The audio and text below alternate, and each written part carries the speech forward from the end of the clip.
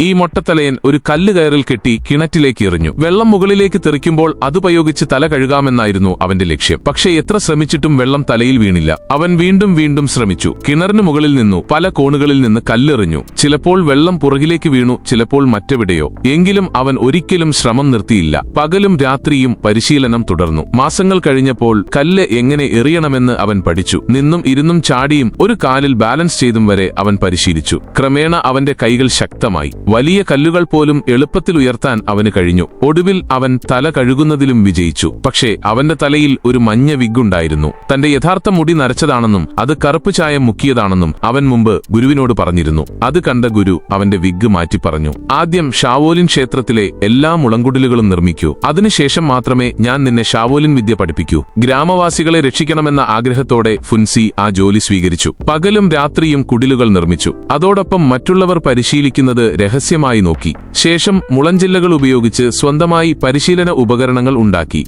എല്ലാവരും ഉറങ്ങിയ ശേഷവും അവൻ പരിശീലനം തുടർന്നു. കൈകൾക്ക് പരിക്കേറ്റിട്ടും അവൻ പിന്മാറിയില്ല. കുടിൽ നിർമ്മിക്കുമ്പോഴും ഓരോ അടവും ചവിട്ടും പരിശീലിച്ചു. ക്രമേണ അവൻ അതിവേഗത്തിൽ മുന്നേറി. അറിയാതെ തന്നെ ഷാവോലിന്റെ 36 ചേംബറുകളിലെ എല്ലാ പ്രധാന വിദ്യകളും നിരീക്ഷിച്ചും പരിശീലിച്ചും അവൻ സ്വയം പഠിച്ചെടുത്തു.